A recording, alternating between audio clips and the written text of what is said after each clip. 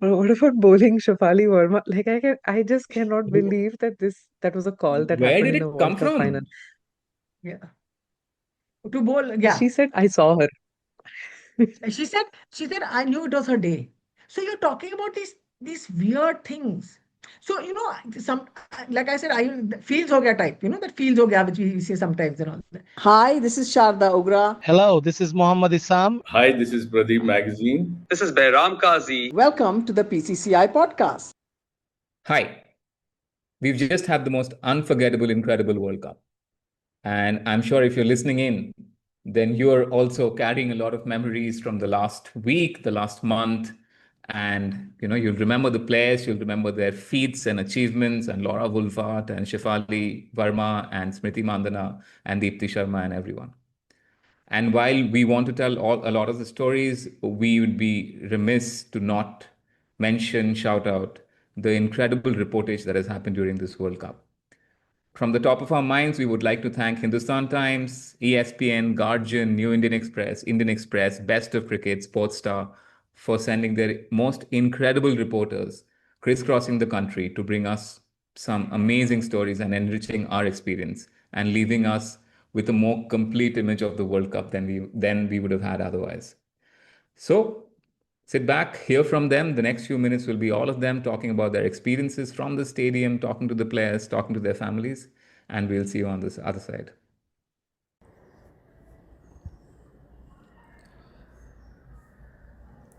Hello, this is Lavanya Narayanan. I am a sports journalist with Sportstar, which is a magazine brought out by the Hindu newspaper group. I covered the Women's ODI World Cup in different stages across the tournament, both in India and in Colombo. First of all, thank you so much for having me on this and figuring out my views on the World Cup. It's been a really funny tournament in so many senses.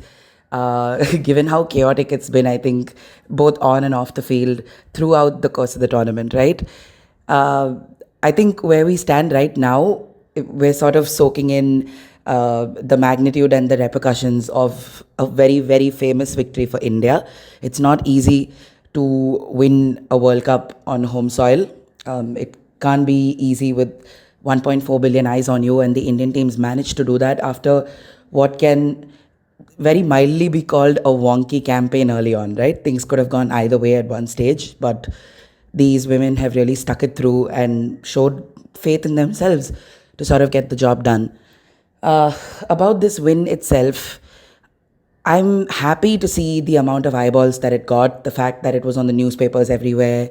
There were billboards in Bombay a day after the win where there were congratulatory messages going to the Indian team. There was even like advertising placards in the Chennai airport when I landed where no player is expected to return to, but which had congratulatory messages to the Indian women's team. So all of these little things are very, very encouraging. But I think those who've been following the game, or those uh, who've kept abreast rather of things that are happening in women's cricket, right, know that the revolution's already happened. 2017, of course, was one watershed moment where India really showed that it could match up with other bigger powers in the world. Since then, we've been doing, as a nation, as a team, we've been doing a lot of interesting things within the cricketing ecosystem off the field. COVID, of course, came about in the middle, and you had a huge lull where a lot of people were asking for things to be viewed at with a little bit of equality for both the men and the women, given how different the setups were at the time. From about 2022, and we'll have to credit the administration at the time, whatever their motivations might be, for really taking that up and getting the Women's Premier League instituted. That made such a huge difference. If anything, that was the second touchstone, if any.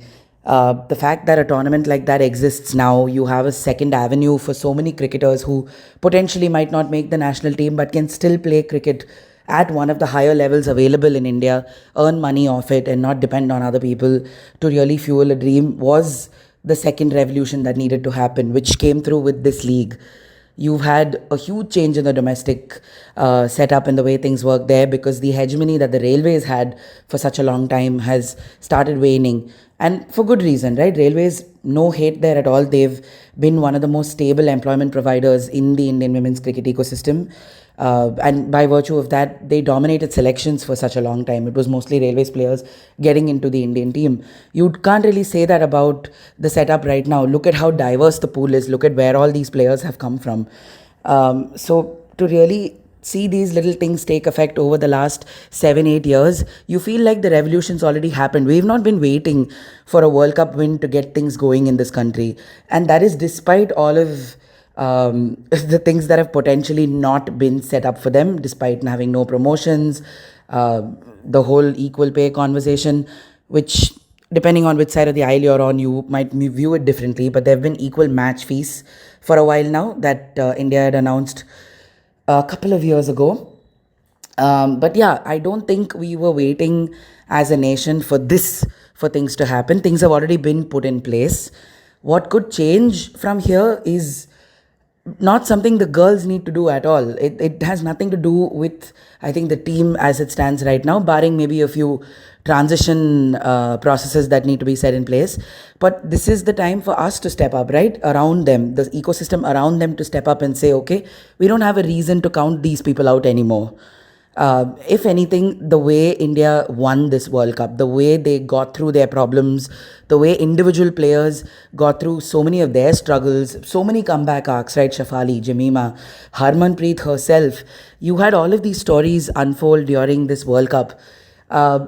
They've shown belief in themselves. They've shown the fact that, when you lose out on something for so many years, and when you lose out on something very frequently, even in bilaterals, when they were unable to complete games or when they fell short in tense situations, and then people would say this is what the WPL is for, right? You're trained to sort of figure out those kind of match situations, and then they faltered along the same lines in the World Cup in 3 games: England, South Africa, India, England, South Africa, Australia, my bad. So you had all of these games where similar mistakes kept coming up. So they knew what their faults were. And if they had the faith to really go through, just get past that mental block and finally get that star on their jersey, now the rest of the ecosystem needs to step up and do its part, what it's been talking about for so long. Yeah, they've yet to win a World Cup. Why should we bother? How many times have we seen this coming up on social media? During this World Cup itself, the kind of trolling that the team has been subjected to after that England game, I don't think it's very easy to sit behind a computer and type out whatever you want. Whether the Indian team sees it or not, every other woman on social media might have seen that, how people were very quick to try and dismiss a woman's place in this sport or in the Indian context of this sport, whether they deserve to be there or not. And there couldn't have been a better answer to a scenario like this, right? To a sort of wave of hate like that. You don't get such poetic storylines very often in life. So I think that's what I savor the most from this World Cup. Having said that, I know, and I wrote this for The Hindu this morning as well, it's easy for us to get swayed by the wave of positivity that comes from a home team winning a home World Cup. And that's completely understandable. Can't fault anybody for it. It's, of course, the country's moment. We should celebrate it, yes. But there were so many things that went wrong during the organization of this World Cup, which should not get swept under the carpet. The fact that the tickets and the schedule itself, I'm not talking about during the tournament, even before the tournament, right? It took so much time for the information to be revealed. So many fans overseas, people who support Australia, England, South Africa, they wanted to travel down but had no clue what the itineraries were, which cities anything was happening in. The venues came fairly late, the schedule was announced fairly late. And all of this when the 2026 T20 World Cup's entire ticketing process is in place. It was just very funny, like very disappointingly funny how the entire thing went at the time. So this is a huge thing. And the reason why I highlight this is because this is not a women's cricket problem in India. You remember the 2023 Men's ODI World Cup? It was the same thing. So in terms of how shoddily the initial process of the World Cup went, there's been a lot of equality between the genders here, which is not a great thing to be proud of. So I think that someone really needs to like sit up and understand what is going on there. How difficult is it to get things out well ahead of time? Barring that, the fact that they went to tier 2 cities now, In hindsight, we see the benefit of it because we see how now with the India World Cup win, we really know what that is going to mean. And the conversations that might happen now in the cities where the Indian team really went. Some of them they've won also. The losses came in Vizag and Indore, sure, but Guwahati, all of these places, they will have the memories of an India win. Colombo also. Colombo is of course not a tier 2 city, but yeah, given that there too there was barely any promotion and things like that, they will hopefully remember that a victorious World Cup side stepped through their gates there as well. Sri Lanka's hosting issues were a whole other thing, right? There were barely any promotions. We saw match tickets being made free once the tournament had begun, which the SLC tried to do so that people would turn up to watch. All of these little things, I think these are things that a local organizing committee should be figuring out first off. And it's just to see that being shortly done. I thought they didn't, that those are the things you maximize on when you hold a Women's World Cup. That's what we thought a Women's World Cup in India would do, right? Like look at that DY Patil final. I know the tickets became a huge hassle there because it got sold, like it got bought off or sold off right before the semi-final ended. And then they kept the event listing open saying coming soon. So people were waiting to book. And I don't know if we can, I don't like this argument on social media particularly where they're like, who asked you to wait till the end to get the ticket? You should have known. Why should you wanted to wait till India comes? I mean, there are going to be fans like that, right? Isn't that the whole point of a tournament like this? That if you're saying it's not where the men's game is, people are going to wait to see if they want to spend 8 hours of their day when it's supposed to be raining in Bombay, sitting and watching a cricket match, even in the event of India not making it. So I didn't particularly buy into that argument that was being pasted around. The fact that the listing was open and then it just randomly closed off and you were seeing tickets being sold in secondary marketplaces for like 30 times the price was extremely disappointing. The same issues were there in the 2023 Men's World Cup with so many black sales happening and spiked prices, and the actual fans who wanted to go and watch didn't make it there, right? Even at DYP, the capacity is about 45,000 if I'm not wrong, and 39,555 ended up there. I know it's a small margin, but imagine if it was properly done, maybe that number could have been higher. And there were about easily 600, 700 people, if not more, standing outside the gates hoping to somehow land a ticket. And there were families there. It's not even just like random men who just have nothing to do coming up to watch. It's like families. So many girls were standing outside hoping for tickets. So I really wish that was done a little better. Of course, the scheduling in the monsoon season in Sri Lanka, we've spoken about it so much. I think teams like Pakistan and Sri Lanka got really shortchanged by this entire process, given that they were staying there.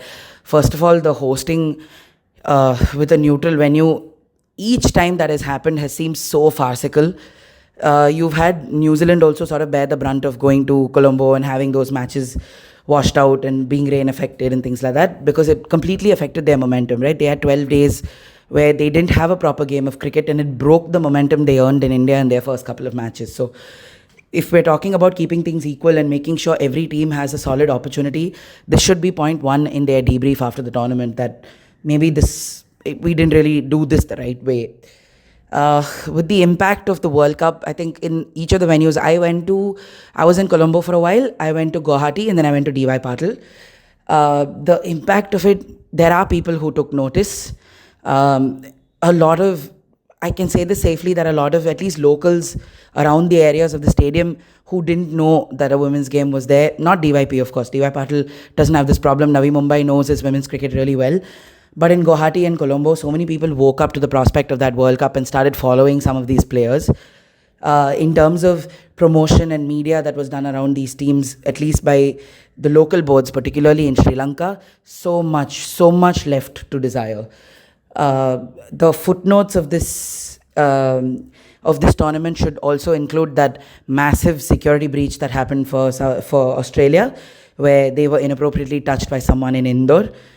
I don't know, I'm glad it was spoken about with the kind of gravity it was during the time, but there were also these really weird conversations about the team knowing better, they should be wearing full clothes, they should go out with security. You should know that people, you are famous, people might come. I don't know what that's even supposed to mean. So you're famous, people might come and touch you, so take security along with you. While I understand, yes, these are players, you do need to have security detail. I get that, because that applies to the men as well, right? It's not a woman problem. But having said that, the discourse of this being an isolated incident, everyone who was anyone in organization or in administration was very quick to call it a stray incident. It's anything but stray. Anyone can just talk to any woman in their lives, and almost everyone will have a story of somebody brushing them in a weird way intentionally. And so this is anything but stray. I think there were a lot of cultural talking points for us to figure out as a nation, right? Like, this safety of women is a huge conversation in India, which is barely had in an ideal manner. So the fact that a World Cup had to include that also was a little unsavory for me. I wish that hadn't happened to the team as well. But overall, I think when we sit back and when we really look at this World Cup, there will be a lot more positives than negatives. That final really eased a lot of things, with the number of people who came in, with the atmosphere that was there, with the kind of cricket that was on show. My biggest takeaway, in fact, more than India, would be for South Africa. South Africa has had tangible changes in their cricketing ecosystem each time they've made a final. They had domestic contracts. In 2023, when they made that final in Cape Town, they started becoming more household names last year when they came to the final yet again. This year, had they won, for all you know, it could have seen a league being instituted there. We've seen just how important that's been for India.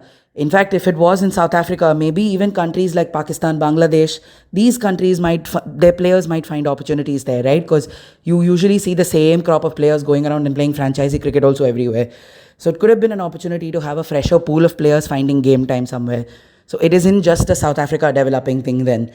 But yeah, it's hard not to feel gutted for South Africa, given how much they've fought to be where they've fought, to be where they are.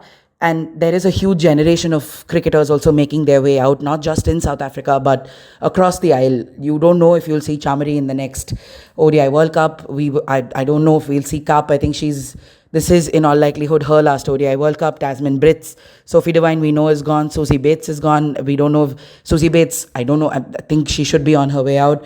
Leah Tahuhu should be on her way out. I think Alisa Healy has said she's not going to be playing the next World Cup.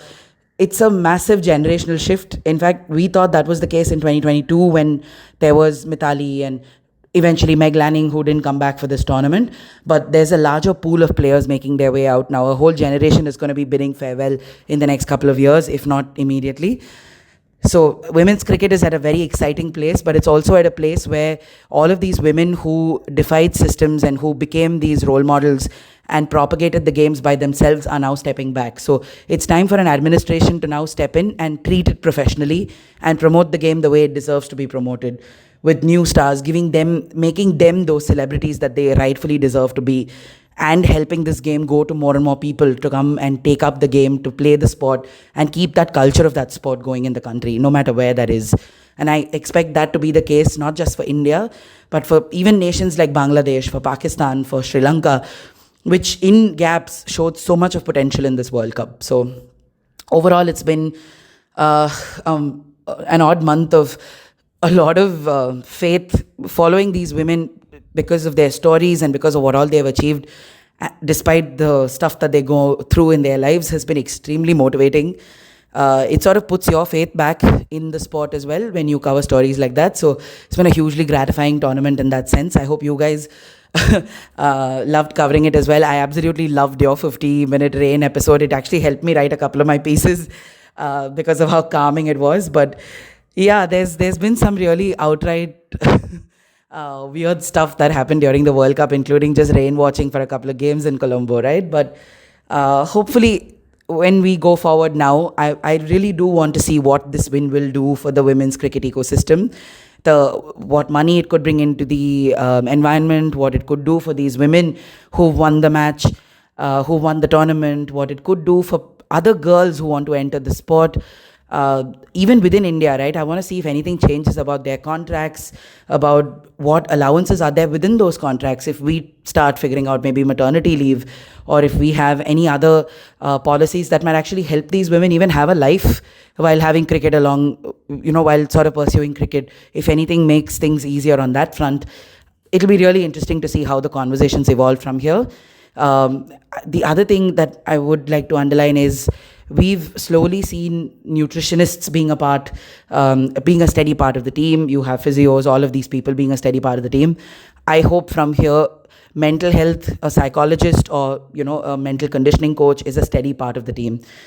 We've had too many players come up and talk about how they've struggled. Jemima bawling on TV about anxiety should not have been the case. She should have had support, not just from her teammates. Everybody there is going to go through the same process, right? So you need a professional in that setting. India has had Mugdha Bavre, who's come on sporadically as a conditioning coach, like for an odd series or so. But that can't be their approach to mental health. So because of how open the players have been across the aisle, not just India, South Africa, New Zealand, all of these players have spoken about dwindling mental health and all of the stuff that they've had to deal with. So I really hope this World Cup, if you want to remember it as the Monsoon World Cup, also remember it as the Mental Health World Cup, because so many people spoke about so much of stuff. And if this doesn't tell you that mental conditioning coaches need to be one of your absolute compulsory staff members, I don't think anything else will drive the point home. So yes, plenty of hope for the future. Yes, plenty of skepticism, of course, as there should be. But I think because of the magnitude of this win, I'm going to take a couple of days and just soak in a massive victory for the system. India coming up as a power now with the validation of a star on the jersey is good. Going up against Australia and England. Australia and England, of course, have better professional systems. So now that little fight between the three for supremacy will be interesting to see how India takes that. So plenty of things to look forward to in the future. And we're just getting started, I guess, with women's cricket. So please keep the conversations going, no matter where and on what level that happens. And we'll all go through it together as it comes in the months to come. Thanks for having me, guys. I hope this is okay.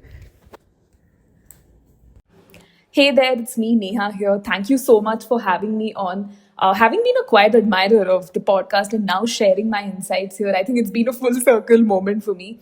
Honestly, it's been such a ride, covering this World Cup. Easily one of the most compelling editions yet. I think both in terms of the cricket and the conversations around it. In a way, you could sense that this wasn't just another tournament. It was a reflection probably of where women's cricket stands right now, at that inflection point where quality, visibility and audience connection are all finally coming together.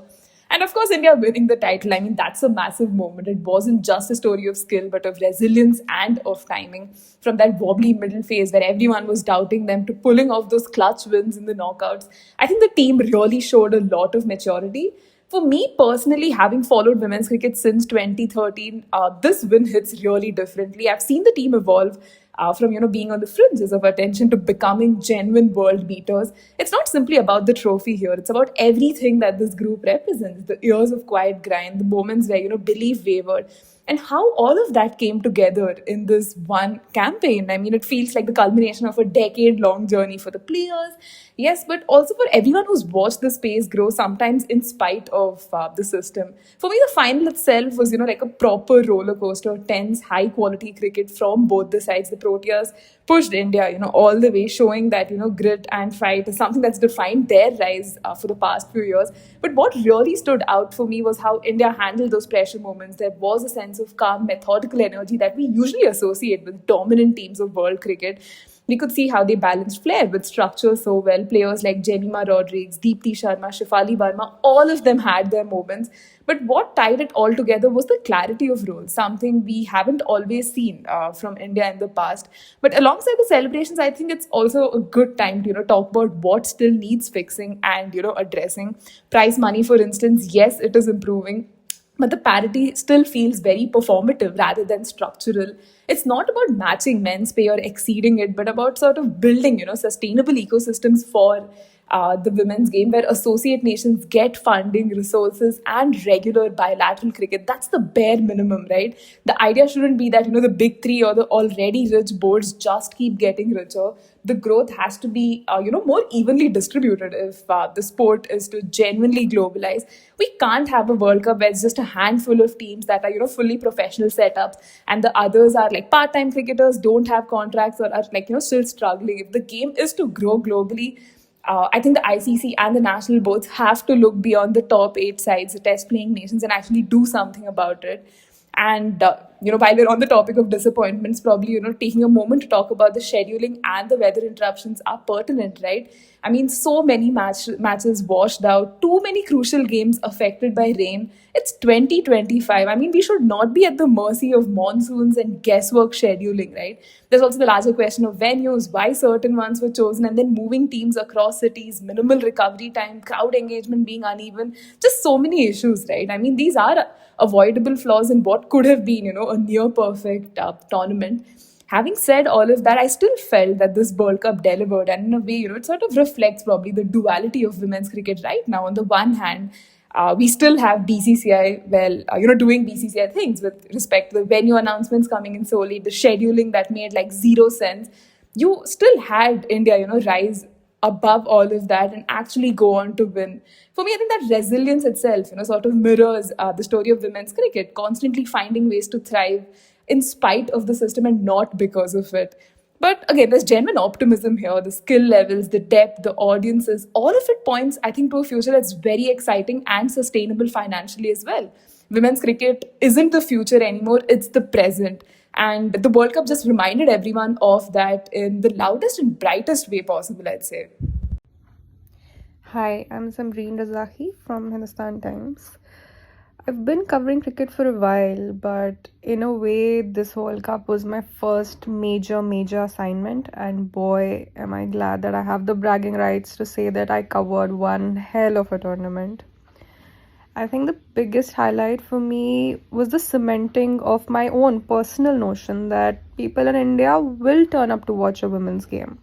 It's not like the demand isn't there at all. If it's well organized, if you hype it up, if it's marketed well, people will turn up. I saw that in Guwahati, I saw that in Visakhapatnam and then Indore. And initially, I would maybe just believe, okay, people have turned up for this India match because, there is going to be a tribute for a local hero who passed away. Maybe they're here because of that. In Visakhapatnam, I was like, maybe it's the weekend. Maybe it's, two big teams. Maybe that's why they've turned up.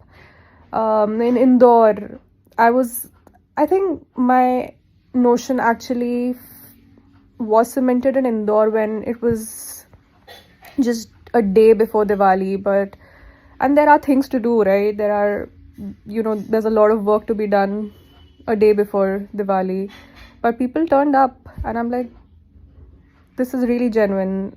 People want to watch the Indian women play. They want to turn up, and they know their shit. They know the matchups.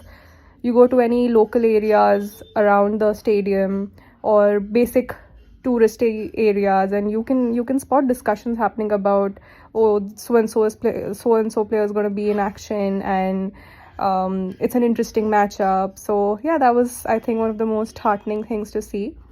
And for me personally, I think watching some of the best players put in the grind behind the scenes, some of them probably playing their last World Cup, but the intensity of the training just before match day, that kind of just did something to me personally. Whether it was Healy, Marizanne Kapp, Elise Perry, Heather Knight, Harman, Beth Mooney, Chamari Atapattu, the fact that, their intensity never dipped, and they continue to have that, I guess, fire even so late into their careers. I think I would love to be able to sustain that kind of passion for something in life. Yeah. I think the only disappointing bit was the number of times I had to change my match report. I guess because of the number of highs we saw. Funny bit was India was on the receiving end in at least 3 of those matches, and yeah, I mean, yeah, just jokes aside, they ended up being such incredible highs that I'm not really complaining. So I'm not really complaining, yeah, but yeah, I think that was the only disappointment. But like I said, very glad to have covered a tournament that really saw the gap between the best teams close. Hi, I'm Mrinal. I'm a Melbourne-based cricket writer. Being in Australia, it wasn't really an easy World Cup to follow because the games would start at 8:30 in the evening here and then go on till 3:34 in the morning. But for me, the best part of this World Cup was that we got to witness a lot of close games, good fights, and even teams like Australia and England who have won multiple tournaments, World Cups before, and even India, the eventual champions. These sides were given good challenge by relatively weaker opponents like Pakistan. And South Africa's journey was incredible to witness, I think. Obviously, they got bowled out on 69 in the first ever game of the tournament for them and against England, and then to go on and beat the same side in the semi-final and make it to the final, and then give themselves a very good chance, a very good shot at having their hands on the trophy. That was such a nice cricketing story there, I feel. But rain played a big spoil sport in the tournament, according to me. The number of games that were washed out, that should be unacceptable in a tournament like the World Cup. And scheduling and planning of this tournament, the late planning of things, is something that I was critical of and have been throughout this tournament. And I think it did turn out to be a big letdown for both the players and the fans. I know people who traveled from India to Sri Lanka or from other countries, and for other games throughout the tournament that were eventually called off.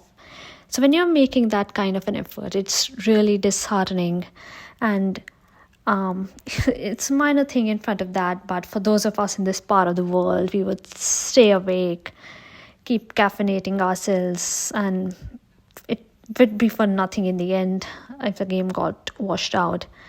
So that was the disappointing bit for me, and it's not something that could not have been foreseen by the organizers. They knew what time of the year they were organizing this World Cup in, and what the weather can be like at some of these venues.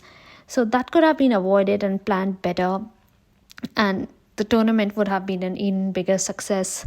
But in the end, I think it was very good to see, very heartening to see fans going to great lengths to get their hands on a World Cup final ticket and making it to Navi Mumbai, especially once the home crowd knew that India have made it, the home side has made it to the finals. They've booked their ticket for that match, in spite of how hard it was made for the fans to be there. So that's really nice to see, and I hope that this World Cup and its result will have a long-term positive impact on how the women's game is treated in India and globally as well. Hey guys, this is Akshay here. Thank you so much, first of all, for doing such a fantastic job over there at PCCI. And yeah, I mean, first of all, congratulations to all Team India fans. And yeah, a result that we all were hoping for, but we all were sort of somewhere hoping against hope in that sense. But yeah, I don't think anyone would be complaining about that, especially fans of the team. But yeah, it's been fantastic covering the World Cup. Fantastic just watching the games, unfold one after the other.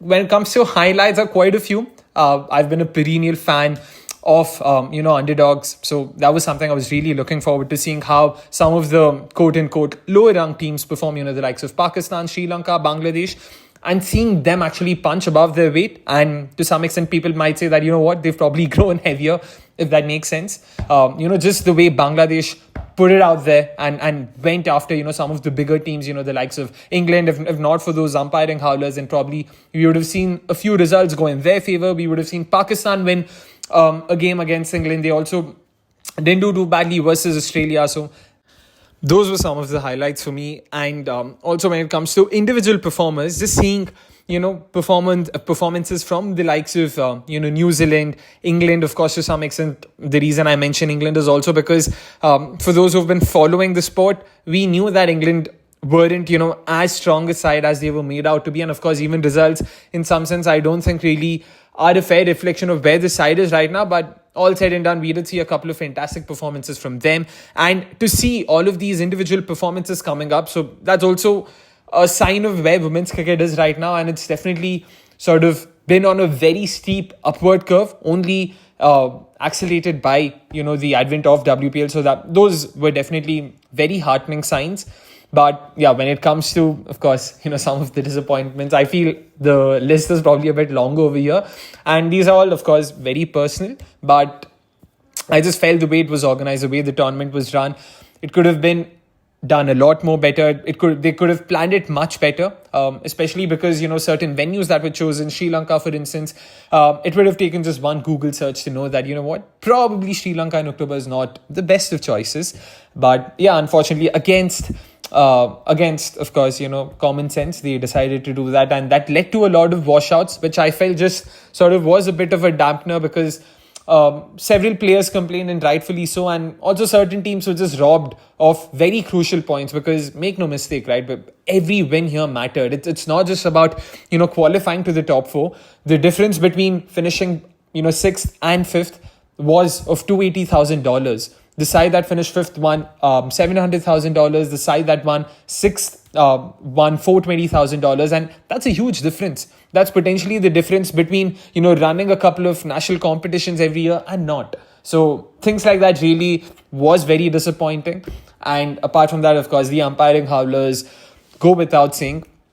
We could see where ICC was coming from when they tried to sort of come up with some sort of a gender equality initiative by having this all-women panel and everything. But I don't think the decision was thought through. It seemed like a very typical MBA kind of decision where 4 folks from the marketing and PR team, sitting in a drawing room somewhere, decided that, let's do this, and that'll be a great initiative to sort of bring it up. And there was not a lot of thought given to the cricketing side of it.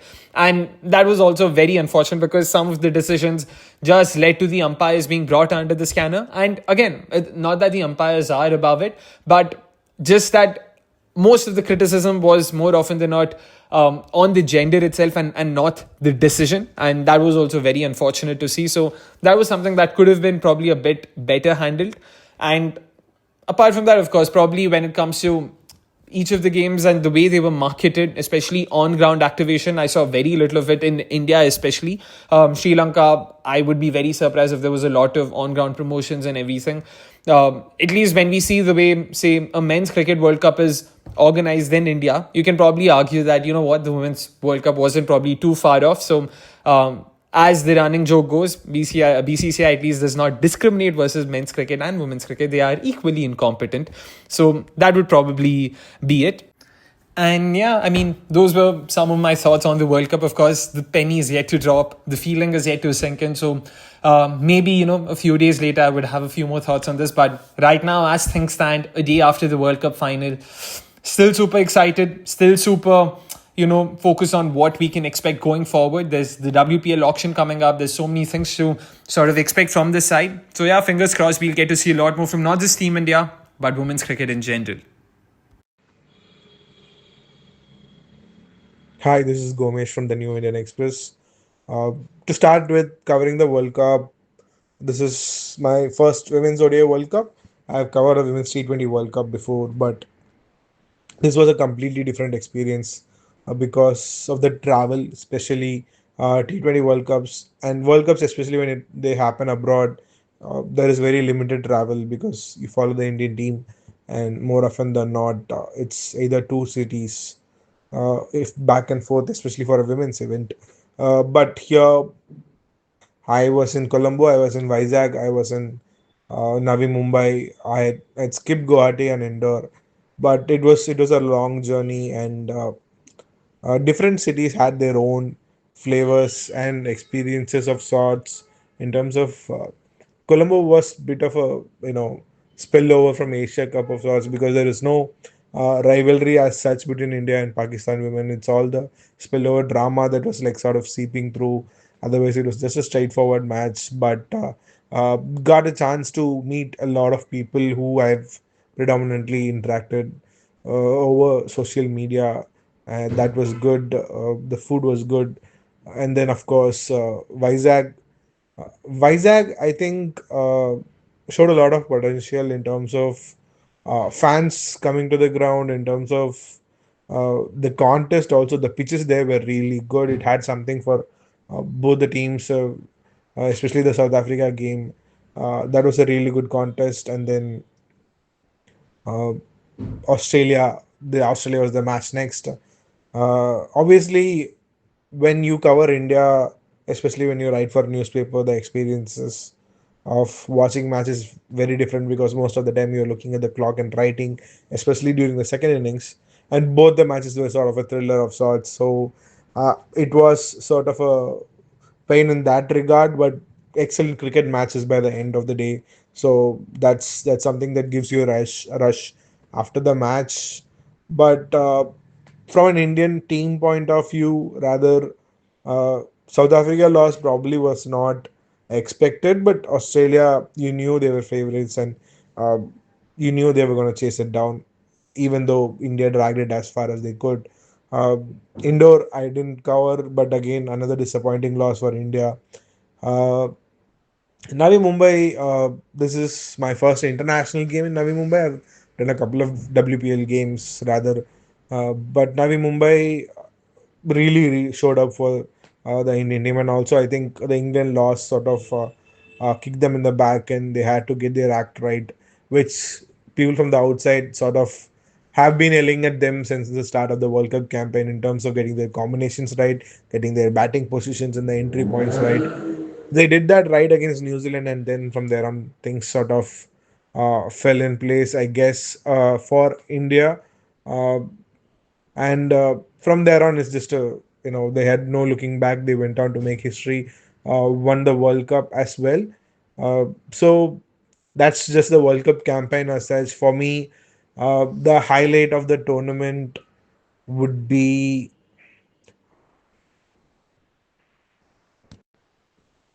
For me, the highlight of the tournament would be the fact that every team has the next gen superstar who's just come in and then claim the stage in this World Cup. Like, if you look at the last World Cup, it was sort of a tournament where all the veteran cricketers at the prime trying to go for their one last hurrah. Whereas in this World Cup, there were a lot of veterans. Some of them signed off as well, including Sophie Devine. But this was a tournament where this was a tournament of Phoebe Litchfield, Shefali Verma, Annabelle Sutherland. This was a tournament of the next generation who came in and took the stage and made their own. Jemima Rodriguez as well, Richa Ghosh, all these people, a lot of them playing their first ODI World Cup, uh, just came in, uh, made their stage their own, and then Nadine de Klerk, who had played for the first time in this World Cup, lot of them, the stars who's gonna take the respective teams forward. In the next decade, it was lovely to watch. Disappointment, as always, the Colombo leg was a rather disappointment. The number of washed out matches, the scheduling of sorts.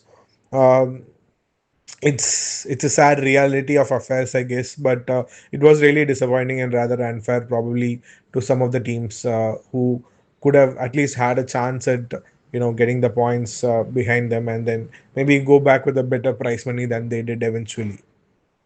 Hi, my name is Zina Dakunia. I am a sports journalist with ESPN India, and I was there in Navi Mumbai as the Indian women's cricket team won the 2025 World Cup. This experience is a part of my core memory and therefore an important part of my introduction here. It was an extraordinary experience to just be present for this historic moment. This entire month where India has hosted the whole World Cup along with some matches in Colombo has been truly special because it reflects the growth of the game. I've been a sports journalist for a long time now, and one of my earliest memories of women's cricket as a journalist is the 2016 World Cup, the T20 World Cup, which happened alongside the men's, hosted in India, where the women's matches were before the men's, sort of a double header, which was a bit of a curtain raiser for the actual event. So from that to coming to this full stands in India within a span of 9 years, and then India going on to win this World Cup is truly historic, seen from just the progress perspective of this sport in India. Overall, the highlight of this campaign, and I'm speaking as somebody who's covered the Indian team for a while now, is obviously India winning the trophy at home. It's such a special moment, not just from a success point of view, but also from an impact point of view. It can change so many things.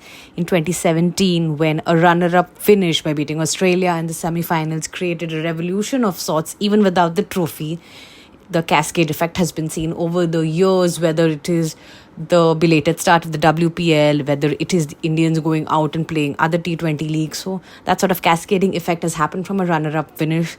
So you can imagine how fantastic an impact a victory will have. There will be, but it's not just India winning the home World Cup that will be the big takeaway from this event. It will be how much the game has changed. The final, for example, was between two countries who had never won the World Cup before. So there would be a first-time champion, whether India or South Africa would win. Australia and England, the traditional heavyweights of this competition, were knocked out in the semi-finals by inspiring performances from both India and South Africa, which in general is a great positive. Then there are the many cricketing aspects which we have seen improve, whether it is the rise in power hitting, the runs, the run chases. Shout out to Jemima Rodriguez from the semi-final against Australia, where that was the highest ever run chase in women's ODIs at that point. Or whether it is teams like Bangladesh and Sri Lanka, coming so close to wins. Rain in Colombo was obviously a dampener, but the teams which are typically on the lower end of the table in a round robin format, Bangladesh, Sri Lanka, Pakistan, were also punching above their weight at many moments, like that Pakistan versus England match. So while it was still your usual suspects who were in the semi-final, the growth was evident in these micro numbers, whether it is runs, run chases, the players who are doing well, the teams who are doing well. And that is always a great thing for a game. Progress, more competition, diversification of stats. These are all such wonderful markers for a sport that has not really been very broad over the world. It has been top heavy till lately, but these things are changing, and this World Cup in the subcontinent may be a very useful marker which we look back to on how things have progressed. Another thing I would like to bring a focus on is the fan engagement and the way the crowds turned up. Now, India is a traditionally cricket favouring market, but that is usually reserved towards men's cricket. Women's cricket has not always gotten big numbers. Case in point being the 2016 World Cup I mentioned. In fact, the 2013 World Cup, the ODI World Cup which happened in India, was practically in empty stands. A photo about that was going viral. Well, this final was attended by 39,555 fans in DY Patil amid rain, amid transport chaos in Mumbai. So that itself is a fantastic number. But even so, cities like Indore, Guwahati, Vizag have shown up. These are not traditional cricket venues. You would expect places like Bangalore or Chennai to show up in a World Cup schedule, right? Wankhede, where the men's team won the World Cup in 2011 so famously. But even though these were not the traditional heavyweight venues which got the games, the fact that the fans showed up in huge numbers, supported the Indian cricket team and supported good cricket otherwise, even though the numbers for non-India games may not be as eye-catching as that of the India games, that is a win. Like the semi-final against Australia, for example, was on a Thursday in Navi Mumbai, and traveling in Mumbai on work days is not easy. I can say that as a Mumbaikar. But to the people who showed up, there were almost 35,000. The exact number is escaping me right now. But these are tangible statistics of the growth of the game and the love for the game shifting towards the women's team as well. There was a very nice line that Harmanpreet Kaur said in her post-match press conference, where she said that the second we knew that the final venue was going to happen in Navi Mumbai, we were very happy because this is a fortress. The fans have always shown up.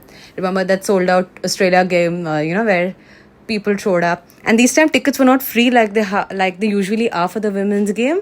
So that, I think, is a very big takeaway for me. I spent some time in the stands in Navi Mumbai, and there is true love for this team. There were lots of men wearing jerseys with Smriti Mandana's name in it.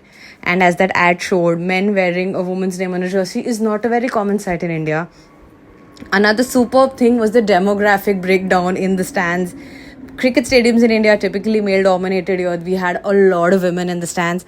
Also age, there were young people, there were old people, there were children, there were men and women of various age groups just out there to support this team. Not seeing that this is men's cricket or women's cricket, just supporting India.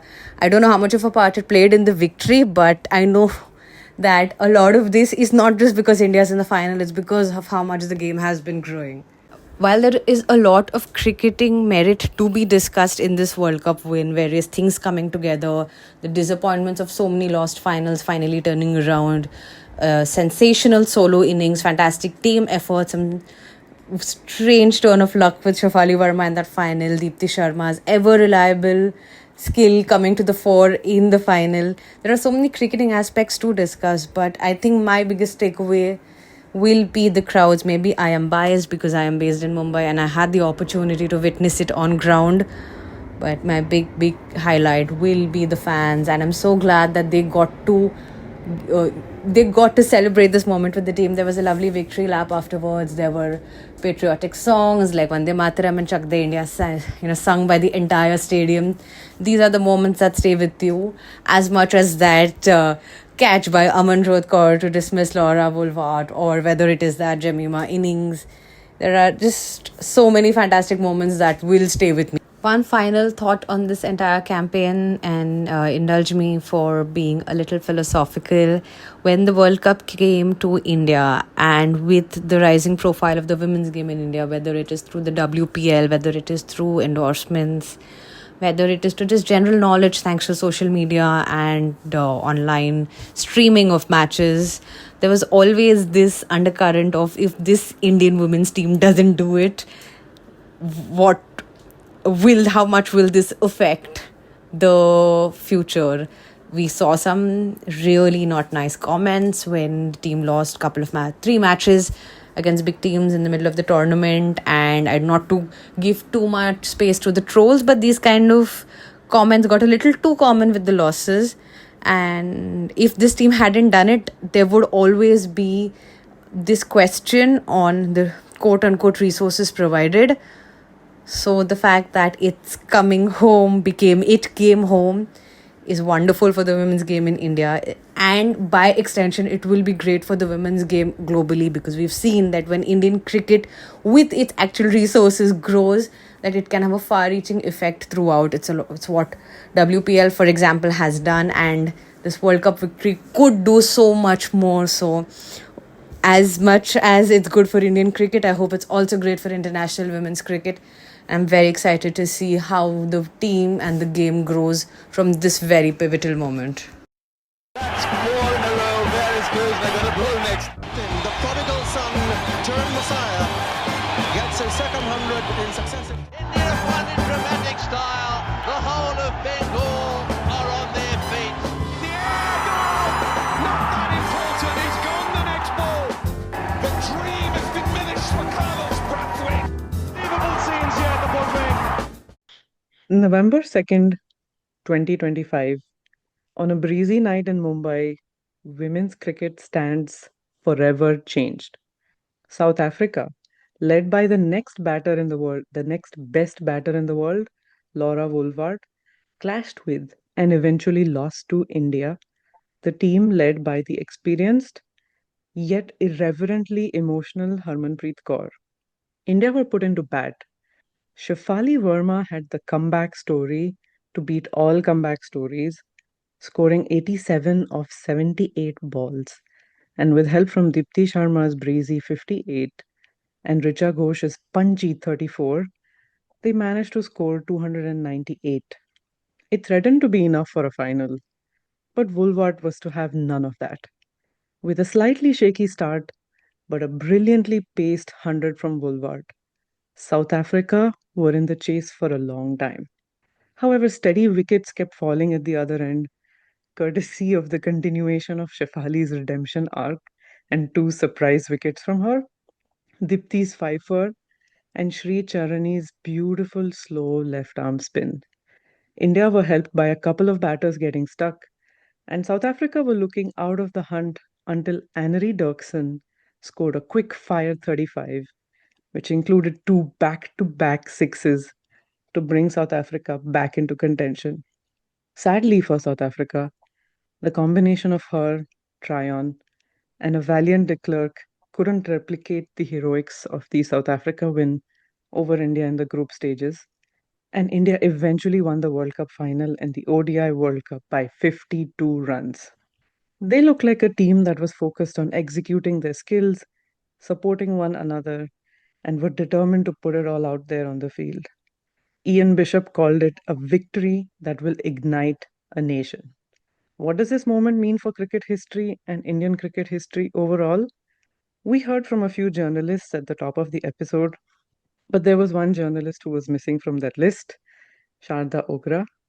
So, Sharda, I'd like to welcome you to our podcast and start with the question: what does this moment mean for cricket history and Indian cricket history overall?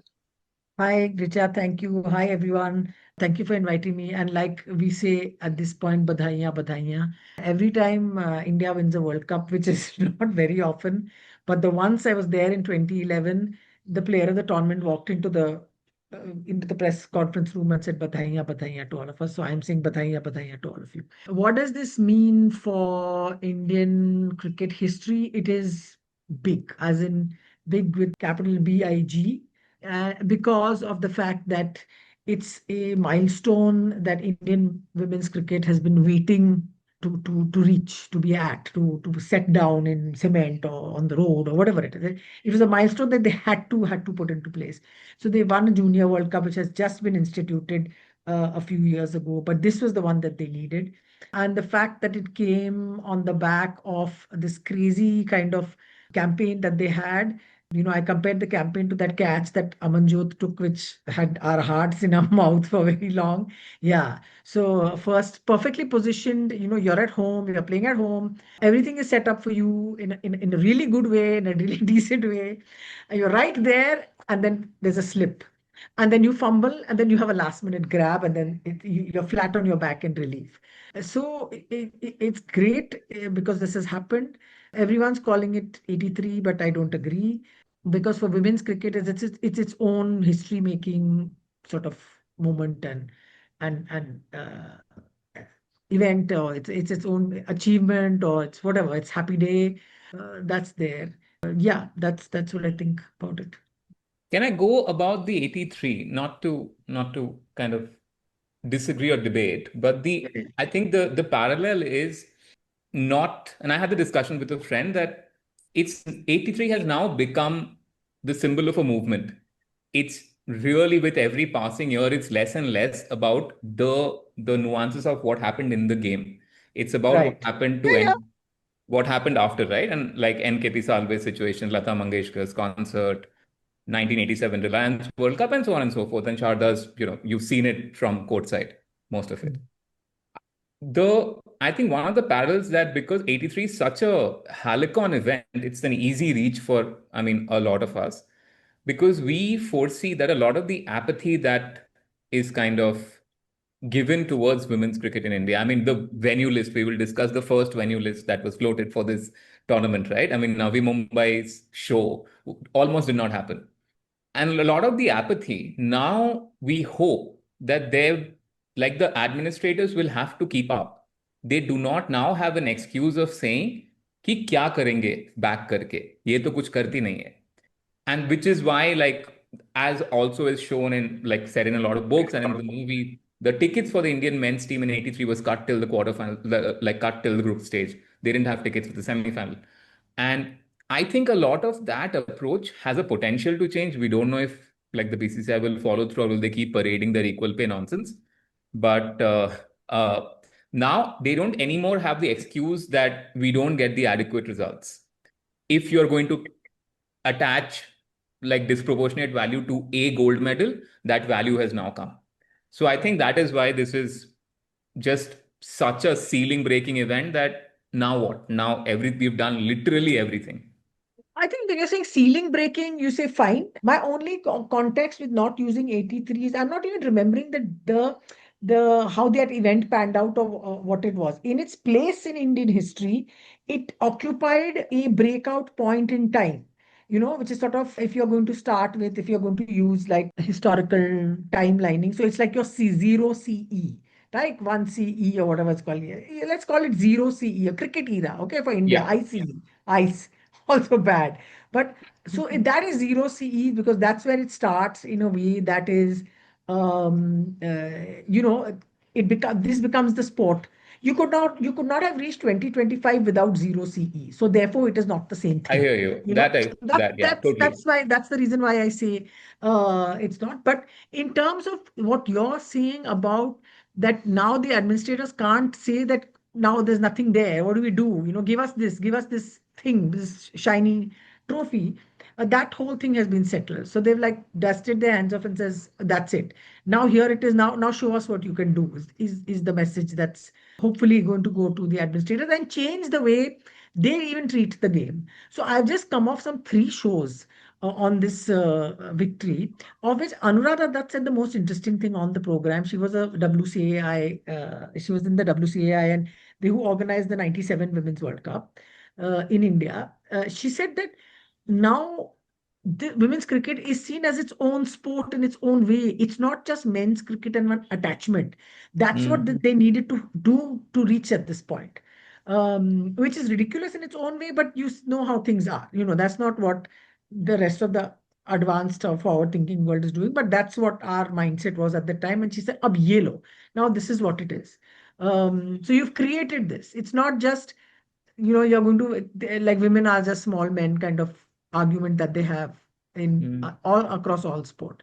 So in that way, I'd say, yeah, that's the thing. But my reason is just like saying that it's Indian cricket history has 83 has one spot, and then the game bifurcates because the women's cricket was there. But if it had not been for 83, then you don't have the thing of the television and so on and so forth. And that was the way I see it.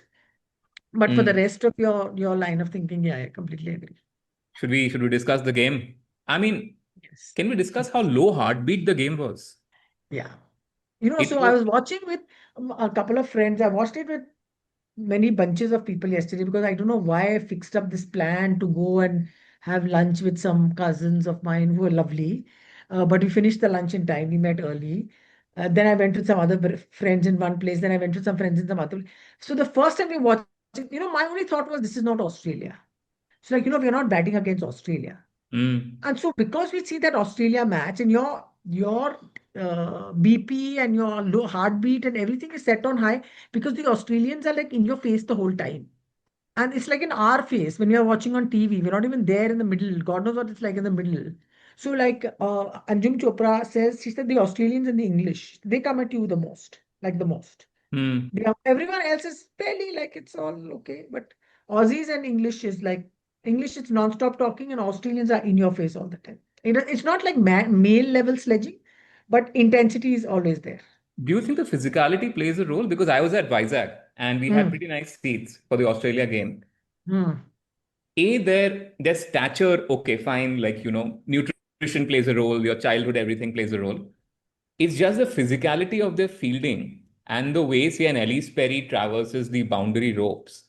I wonder if it ever, and I want to bring up fielding because I felt yesterday the ground fielding from both the teams was astonishing. It was some of the most insane shit. And the way they were throwing people around, each other around, not other people. But themselves, not each other. But I do you reckon it's also just the physicality of how Australia field?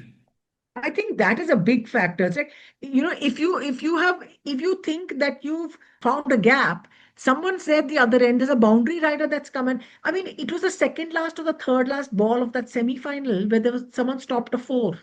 She came diving in through on the field. Like the game's Phoebe over, Littfield. boss. You've got The it. game is over. Yeah. Yeah. Yeah, if you've got them, no, the game's not over. The Australians are still there.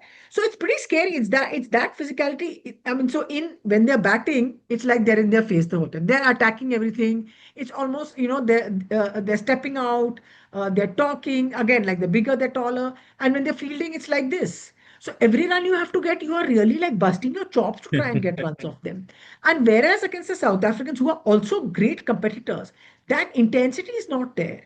And I'm seeing this on television. Now, a friend of mine was at the game yesterday, and she said it just looked like, and she said you can pick up intensity physically rather when you're there, rather than if you're watching on TV. On TV, you're just seeing little pictures, boxes. She said you could see that in the thing. It was either, she said it could have been because there was a 2 hour break, and had they switched on at 3 o'clock, they played, they have played differently had the match started when it did. But that whole sort of, she said, you didn't find them in it, as much as they should have been. So, and it's not that we were not getting sweats the way Smriti was sending the ball to a fielder, hitting the ball to every fielder around that she could find.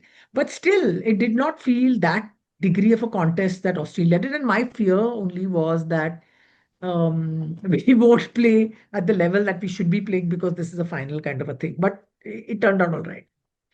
What do you make of Shefali stepping out to Marizan cap 1 week after coming back to the national team? But that is Shefali. That was brilliant. And I said, Outstanding. yeah, and we kept saying, why isn't Smriti stepping out to anything? Why is she just trapped in her crease? Why is she not? And Shefali said, okay, I'll show you. And the moment Smriti got out and Jemima came in, then you saw the strike rate turning. I mean, the strike rate turn. What am I saying? Strike rate. The strike turning over, and you saw just the singles coming, and you saw all that. So it was all right. It just felt like there was some energy that was there. And Shefali was incredible. So her first match against the Australians, you saw she started boundary and then she was gone. In that very short innings that she played. But obviously, something about her has changed in the fact that she's been away for a year, and her mental shift in how she paces her innings and what she's going to do. And imagine she's just going to be frightening after this, after innings like that she played. She's just 21. I know. I was just going to say she's 21. Like, imagine the career that she has before her. Sri Charni is 21. I mean, I I think annoyed Sri Charni everybody around Early me. 20s. Sri Charani is going to be a lot of our favorite players. Like she's just going to be universally for how good she is. So there is a profile I think done by Lavanya Narayan on Sportstar, and she went and spoke to Shefali's coaches, who kind of forced her to bat straight and bat long and just hit everything straight. And I think one of those knocks right after was that 197 in the ODI trophy, where she hit Okay. 197. Okay. Now that Shefali's done this, and it's a sort of a sticky question, what do you make of India's batting order? What do you make of the combinations they're playing? See, there were a lot of questions raised about the combinations and how things are going to pan out. But eventually, to me, at the end, if you get the result that you want, you can't argue with combinations. It's like the test series, the men's test series in England. They had these bizarre selections and batting till 7 and all, but we came away from it 2-2. Now, what are you going to? You don't argue with a result. I mean, I'm saying, it could be that and there's no knowing which way it would have gone had you played it. So why wasn't Jemmy playing number 3 earlier? She did play against New Zealand, right? Because we had batted a very long opening partnership Yeah. and 200 plus or whatever. And then she came in and towards the end, but she could have been, so all those questions are absolutely valid. But if everything has fallen into place, what do you argue? I mean, I know people will always they'll get into the granular details of it, but I'm not fast. I'm saying like you got a result that you wanted. What do we know? That's my approach to it. I'm not that particular about if the results are bad and you're not fixing it, then I'll sort of get even more a little bit agitated. But otherwise, I'll think now you're going to say where are you going to back Pratika Rawal? That's the question you're going to ask. That's the question, because she's very prolific and she scored so many runs. How do you tell her that, okay, now just... You don't. I mean, you have her in your team, you have her in your squad, and you see what can be moved around. That's what coaches and captains will have to find a way to do. Whether she can be moved because she's a new player, maybe she can be moved, maybe she can't be moved around. Maybe Shefali can be moved around. Smriti, who knows? I mean, I don't know. I'm not, everyone says left hand, right hand, and they've got like stuck in this sort of mode. Maybe you don't need it. Maybe you need to change it. Try two right-handers to open. Try Shefali and Pratika and see how it goes. Let Smriti come in at number three. I don't know whether she'll mind it, not mind it, whatever. And the selections for the 2020 World Cup will be interesting then as to how they're going to use those. They'll have to have. I think they obviously have two seamers plus Amanjot. They will need to have at least one backup seamer for sure. Yeah, yeah. You're saying why did you not play more seamers why did you play packet with so many spinners? That's your this thing. Why No, no, just no. I ah, just threw the question as in just what do you make okay. of generally the batting order? I like no Yeah. complaints. Yeah, yeah, Like yeah. they were fine. So I'm just, I just look at how results pan out and it's fine. I think Hmm. I mean, and the whole thing just came home to me during this England series. So whatever nonsense we were getting into, who are you picking, why are you picking, and then you say, okay, no, what do we say? Not argue. On what basis will you argue? A theory. So Fair. But he's It now was sent Kuldeep back. interesting. Okay, we don't talk about Kuldeep Yadav in the pod. Yeah, please let's And keep we it to won't, the we won't. women's team. Richa, go ahead. yeah. What do you think about the Yeah, I haven't fact that followed the that line of story. I was not looking at it and I said, what? Why has he come back? What has happened? Yeah. Test series prep, apparently? What? Sorry? He's come back for preparing for the next test series. I think that's what they have said officially. Are they going to play him? Is he going to get a game? Let us It'll ask be that very. hilarious if they drop him for the test series. Exactly. Yeah. Yeah. Anywho, Richa, go ahead. Yeah. So I was saying, like, what do you think about so the batting order actually that was interesting because that evolved through the tournament. So first they had Yeah. Pratika and Harleen. What kind Yeah. of other than Pratika's injury, did you think they were going to drop Harleen anyway and bring in um, somebody else, or what was the situation I there? think maybe they would have dropped Harleen at some point. Um, but Pratika should, I'm calling her Shruti. Pratika, Smriti, and who was the number three? That was just saying Harleen was the number three if it hadn't been for Harleen. Shefali. Right? Yeah. Yeah. Yeah, actually, yeah. I mean, I think the moment they played Jemima at three and she played that Jemima, sorry. The moment they played Jemima at three and she played those two innings against New Zealand at that point in time when she actually just Yeah. accelerated her scoring and so on.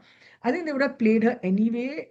She would have been fixed in that place, at least for that 1-2 last game that you had. When you're getting, would they have played Harleen? Yeah, they wanted to play an extra spinner, right? Yeah. I don't know. I mean, I'm not. I didn't think about it in that sense. I was just saying, what's happening? Where's the result? Where's the next player coming from? Kind of thing. Yeah. Yeah, Honestly, because Yeah, to me, they kept moving, evolving the like just the combination through the tournament.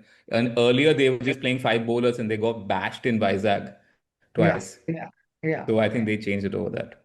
Richa, you were asking yeah, I something? think I was saying I really liked how they went for a more aggressive strategy by adding more bowling. Mm.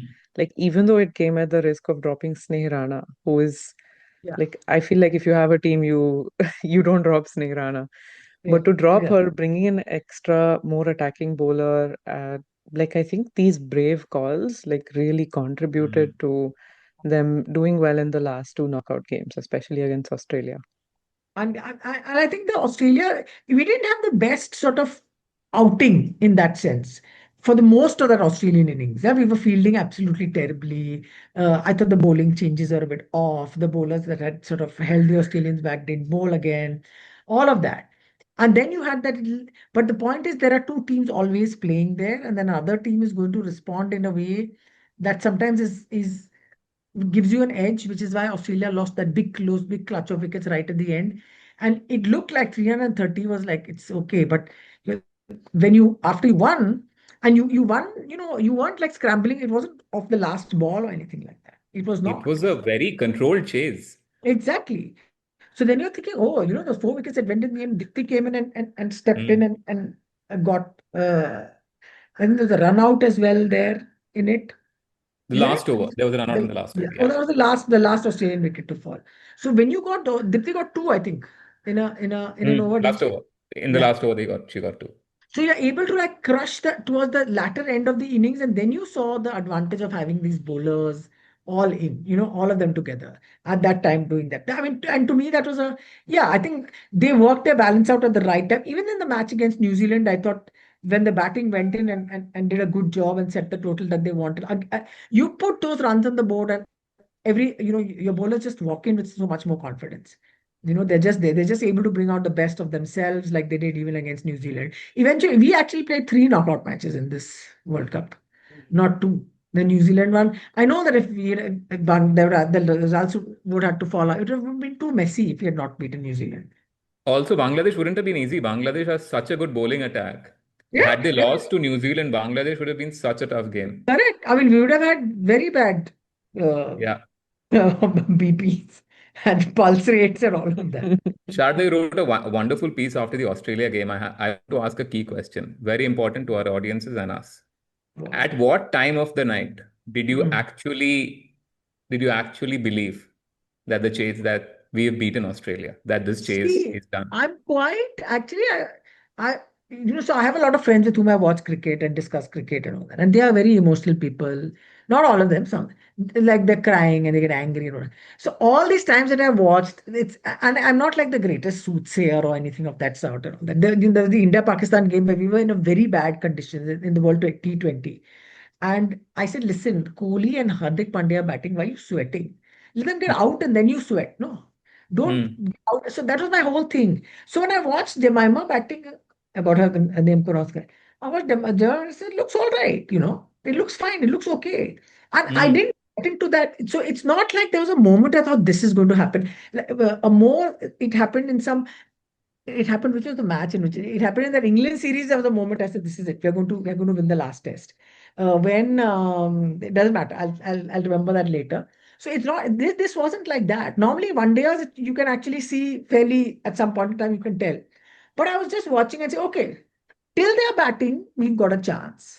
Until she's there, till she's not taking risks, till she's not being absolutely ridiculous, we've got a great chance. And Harman and she were batting. What was there to be anxious about? I mean, nothing. Because It's Harman had this. Australia. No, so exactly. But it's Harman. You see, it was That's that also also. It's okay that, and it wasn't only Harman, it was Jemima plus Harman.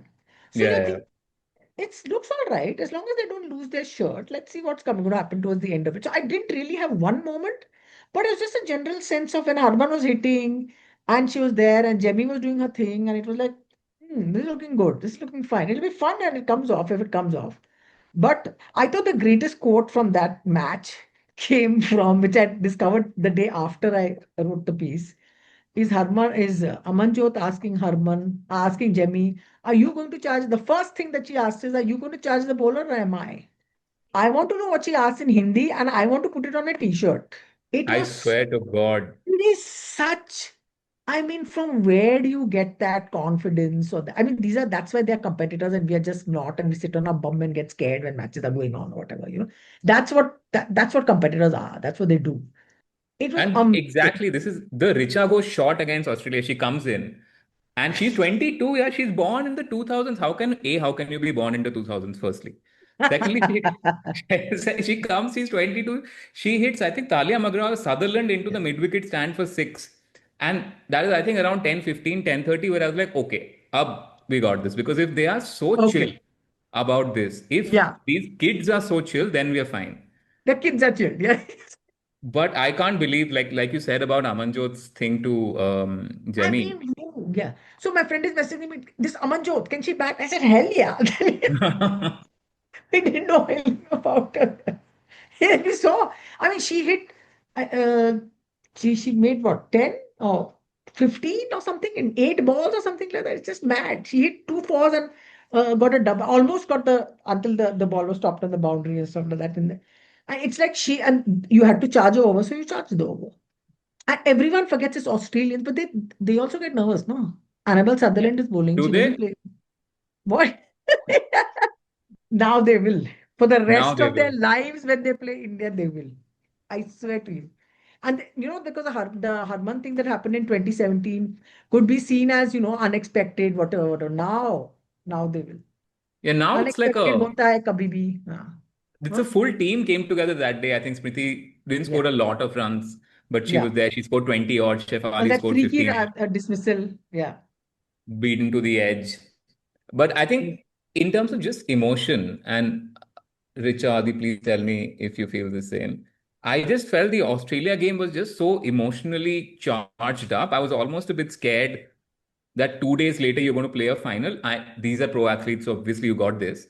But just it's if you're so emotionally vested in one match and you poured everything, every ounce of your being out, how do you get back up and come to the final, bat first under overcast skies, and be like, boss, no worries, we got this? Because the first innings, again, it wasn't harakiri, it was just chill, we'll score whatever, we got this. And so Richa's saying, say Richa, what are you saying? That was, I mean, for me, the Australia game was really emotional. Like towards the end, I was in tears a lot more than it was for the final, for sure, right? Because I know how much it means to them to beat Australia. Like I think we had discussions about this in the last part, but they're the biggest team in women's cricket. They're the biggest team in men's cricket. Like they've won the most across cricket pretty much. So to beat them is really important. And I think I was kind of happy that they batted first in the final. Because sometimes when you're fielding, if you're carrying some of that from the game, you need to be switched on a little bit more when you're fielding first. So it sort of brings you into the game a little bit more if you're batting first and okay, you're in the game. Like mentally, that's why I saw like they fielded even much better in the final than I've seen them field in the entire in the entire tournament. So I think one of the things I heard them discuss is was it Amol Mazumdar, I think, who yelled at the whole team for fielding, and they talked about even after the England game, they sat them down individually and talked about how they all contributed to the loss. Each and every single player, which I thought was really interesting coaching style. But I think they have a good coaching setup now. They have that trust with Amol Muzumdar, and it's clear. So, even everyone, all of us were saying the same thing that look, how are they going after this massive high? I mean, the next day we all got up feeling like we played the match ourselves, and we got up like, oh, exhausted and whatever and all that. So, how are they going to do it? But then I'm thinking again, you have 2 whole days. You've got like the whole of Friday and the whole of Saturday because the match was Thursday night. Yeah, for us, Thursday night, right? So you said you got 2 whole days to be able to do that, and like you said, they are professional athletes, and that's what they do. And but I agree that Richard's got an interesting point where she said, "I'm glad that they batted first, so they weren't all out there trying to be extra aggressive and top energy and all that kind of stuff that they had to do." Whereas the South Africans had to be there in that sort of state, and then wait for 2 hours for the game to start. Whereas they're just hanging around there wondering what's going to happen. I'm sure, I mean, it's not like they tossed 2 hours earlier or whatever, but that same thing, South Africa may have had all that energy in there thinking that the Indians are under pressure, not us. Nobody thinks we're going to win, but we can. You get into that sort of, I'm assuming, yeah, but what do we know? So I have maybe a it was. small, sorry. Please go ahead. Please go ahead. I'm so sorry. No, go ahead, go ahead. I have a small question about how do cricketers when this 2 hour delay happens after say on a big final, how do they manage their physical rhythms? Because you warm up and you're ready for the final, for the big final, and you tune your body to react. How do you think they manage? Because suddenly it's a 2 hour delay, it's wet, you're not being able to warm up properly, barish ho raha hai. So how do they manage it? I think they hate it. They hate having this uncertainty, not being knowing what to do. And but there are, so I assume that all of them have the individual drills what they do to get warmed up, and they do that, or they have the individual drills to sort of get their general sense of equilibrium sort of to much low as to what it was before they came. So like VVS Lakshman used to sleep all the time. He used to sleep enormously, sleep on tables, sleep under tables, sleep on chairs. So that was his way of sort of getting switching on and switching off. That switching on and switching off is very important. You can't be in this revved up state of जीतना hai, whatever those ghastly promos keep showing. That you Jeetega, can't be. jeetega. Yeah, you can't be maat tujhe salam every 5 seconds. You can't be doing that. You have to be at a state of. So you have to like switch yourself off and bring your stuff down into like and say, okay, not now. I don't need to look at this now. This is the next. We're going to get the next inspection at this time. then I'll pay attention. Then you go back to doing whatever your thing is or whatever. Maybe the physios or whatever, they get support staff advice saying, don't get tight. This is what you need to do. Every 3 hours you need to do, for bowlers and stuff like that. I'm assuming that that's how they work this out individually, and mentally they must have their own sort of um, drills that they do to get themselves switched on and off, because that's the most important thing. Yeah, but it was like, it felt, obviously, what can you do with rain, but it just felt a bit, how do they manage it now with, like, say, the South African bowlers? Okay, two Indian batters are out there.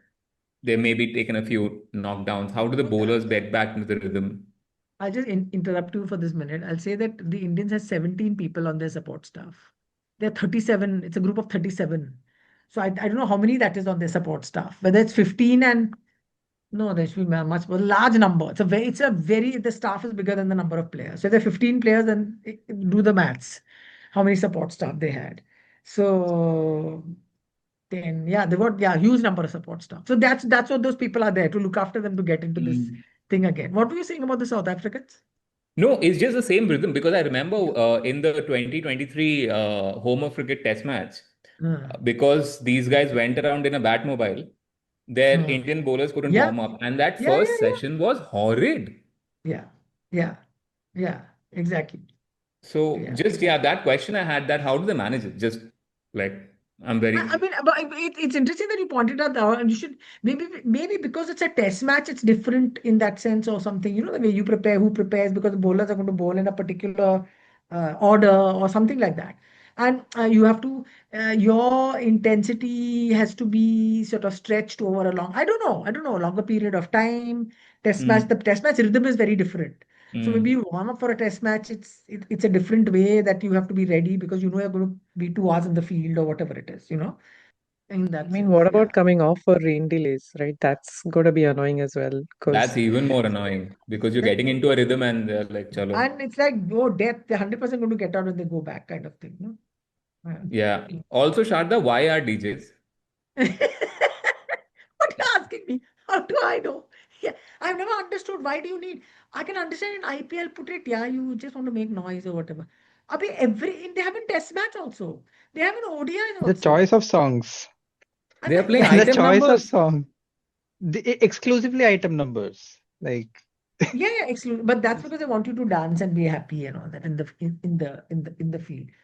So I'm trying to think of what the thing is. Maybe it's a 21st century thing. So I just came back from watching this incredible men's volleyball world championships. Yeah, and I allowed which had DJs, and I allowed myself to be part of this crowd that got literally the DJ told me what to do and I was able to do. I was a guest, so I had a really good pass. I could go and sit anywhere I wanted and all that. And the crowd there is fully drilled by the DJ, because they don't want your attention to wander for even 1 second. They don't want you to get bored for even 1 second. So I think that's what cricket's trying to do. And the whole problem with that, a volleyball match, the longest you'll get is like max 2.5 hours. Max 2.5 hours. 2 hours, 1.5 hour, okay, 2 hours, fine. It's a really close match. So you understand, but I do not, if you, what you're going to get bored, and the play is so quick, and they do have pauses and something like that, but it's not timeouts and whatever. So the DJ is telling you, clap your hands, do this, and you literally do that, but it's great fun. And but in cricket, because it's such a long game, we know how to entertain ourselves in cricket. There was a point in time where I used to keep saying that the Indian crowd is its own cheerleader. They know how to look after themselves and manage and have fun. But now, because of IPL, no, you're like one herd again, and you have to behave. You have to They behave. start doing it in between overs. Oh my God. No, but they don't want you to sit and reflect and contemplate. There's nothing, because it's like everything has to be high energy excitement. And this is 3.5 hours, कुछ भी मत सोचो, just start dancing on Kajrare. Middle of the over, he has like, just shut up, dance on Chak Chak De India. Okay, do we have something else about the game, or should we move on to other teams? Actually, I did have one point that I wanted to discuss. Is what about Harmanpreet's legacy? Because Harmanpreet's legacy, like this is going to be a big part of her legacy. And you know what I have seen with Harmanpreet is, I have seen her, she's not necessarily like one of the best tactical captains, but she's definitely calmed down and is like more relaxed and happier and smiling and more fun over the last few games. And I wonder if that's like that's helped the team. And what is her legacy as a captain overall? She's an incredible personality in that sense, you know. Of all the Indian women players that we saw, everyone remembers her just giving the absolute bollocking to that player who almost got run out when they were batting in that innings against Australia in Derby. And she would have been like how 30? She would have been in her late 20s at that time, and mid 20s. And so she's obviously fiery and angry. Everyone says that she's calmed down, she's become a different person. And everyone says that's the whole general assessment about it. There's another thing I found about her in this particular game. One second, my mother this is a recording, it's not live, no? No. So, so everyone's saying, how come you signed on for this podcast? I said, this is the only thing I had committed to properly. Yeah. So your podcast in the evening. So nothing else. Yeah. So I think the other thing that was happening with her in this game is that she was so convinced that they were going to win. She had a certain, I don't know what it was in her head, or whether it just happens to players, or it's just they just convince themselves, or I don't know, delusional, or whatever it is. She just said, I knew we were good, that it was going to be our day. She said, I got up saying that whether we bat first or whether we field, we are going to win. It is going to be our day. And you can't argue with that kind of thing. It's like how Jemima says, I was there and I did what I was told by God. You can't argue with what athletes believe, particularly in these high intensity games and so on. They just are in their own space, and they just respond in a different way to something. What drives them, only they know. What they respond to, only they know. And if you're lucky enough, they'll tell us. And then you hear things like this saying, yeah, I knew. And that's something for a captain. If you not won, what would have happened? What would you have questioned at that point in time? What would you have said? Would you have questioned your faith? Would you not? I don't know. But she said, I was so convinced this was it. This was a day. This was our time had come. Now that you mentioned this, even the Australia chase, she was just completely like, we're going to win this. We She was don't have completely poker faced in that sense. I thought she was going to explode completely. actually. Yeah. Jemima has this very like Duracell bunny energy that Yeah. keep doing Yeah. things, keep doing Yeah. things, Yeah. thumbs up. Yeah. Harmanpreet would play a shot Harry D, you can hear through the Yeah. broadcast. Harman was, like you said, completely poker faced. Annabelle Sutherland went fourth stump, and Harman is like, here, take shot. Ting, six. Yeah. Yeah. Um, At her, it's like literally she was functioning at another. So I think all she had to do is once in a while, Jemmy said, tell me that to like, to just rev me up a little bit. And otherwise, she was not in having too much engaging in any way. Her batting itself was different. It wasn't like it was almost like how Shefali also batted yesterday, that they said we have this under our control. We are going to control it because we can. We are in the boring control, the controllables and all that like played itself out in Harman's to do it batting, in a World in Cup Shefali's final batting. around, like in your home World Cup final is mad. I was only worried for Harman once when she started clutching her chest. I mean, just visually, it came off as very worrisome. I was like, I just hope you're okay. Take 5 minutes off if you need to. Yeah. Just like, Go sleep. Go because sit she out was for What a about constantly like this. what about bowling Shafali Verma? Like I just cannot believe that was a call that happened in a Where World did Cup it come final. from? Yeah. To She bowl, said, I yeah. saw her. She said, I knew it was her day. So you're talking about these weird things. So, some like I said, I feels ho gaya type, that feels ho gaya, which we say sometimes and all that. So, like when I was watching this test match or something like that, when was it? That last one where we needed some 30. I should actually find that example. It's ridiculous. I can't remember it. It was literally feels ho gaya. I said, we are going to win this match. And they had some 36 runs to get or something like that. So that doesn't happen to me often. But when it happens, I'm like dead sure. So like when the Virat Kohli and that this thing was partnership was happening, that it was more calculated. Like as long as they're there, I don't think it's a problem. Similarly with Jemmy and this one, as long as they're there, then I got a little bit nervous, but I said it looks okay. We're not they haven't lost that many wickets or whatever, you know. But yeah.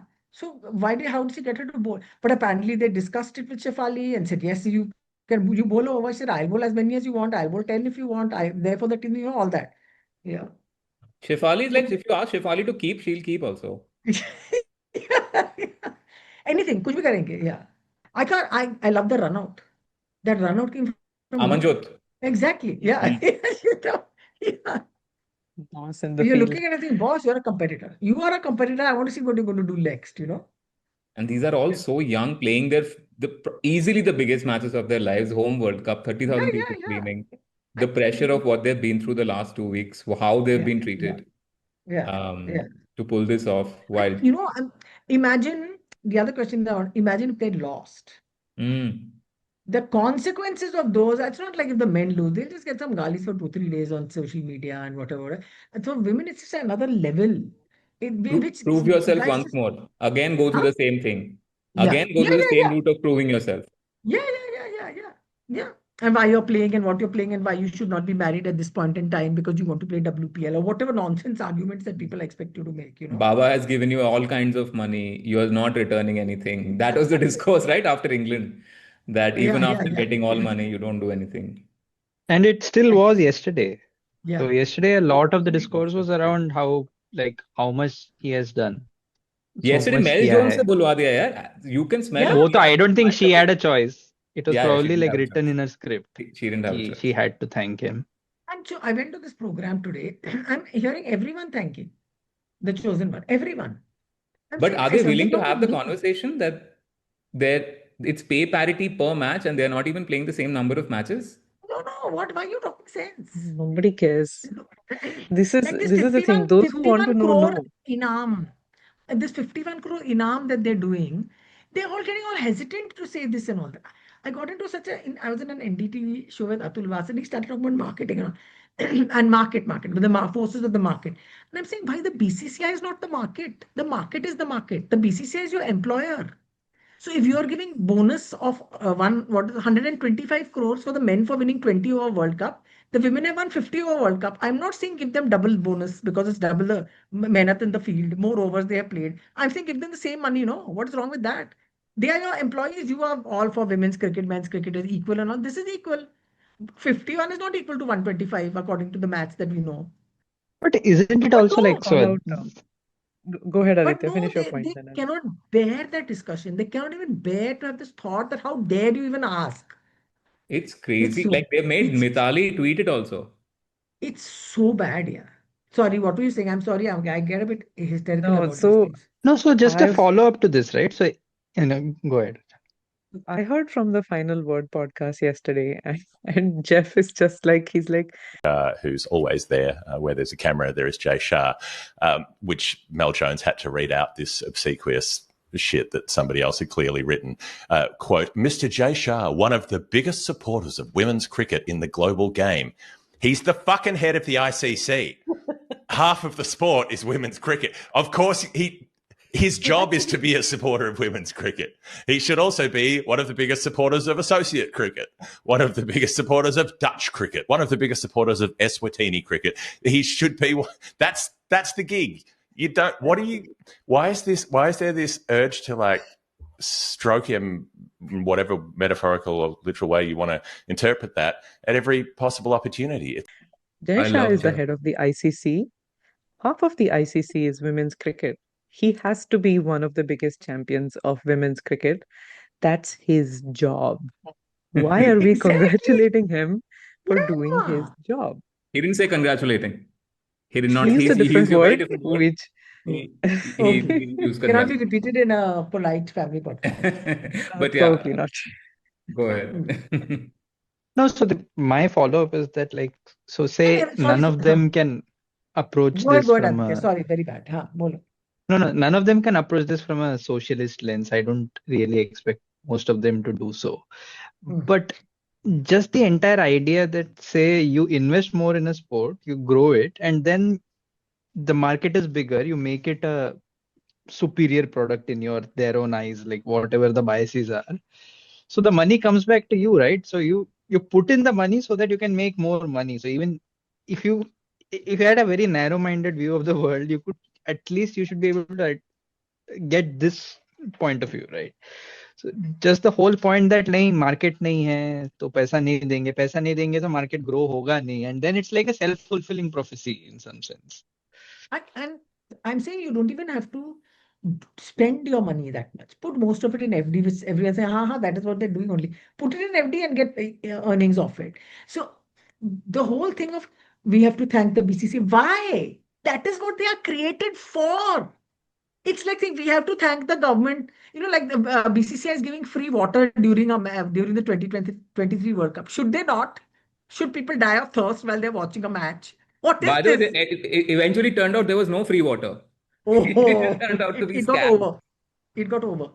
So, no, I'm saying that is their job. You don't have to thank them. They are not the feudal lord of Shropshire County for whom you are cutting uh, crops. No, this is your employer. You are their employee. What is this? You know? But everyone is getting into this. We have to thank them. And I'm feeling guilty why I'm not thanking them in any way.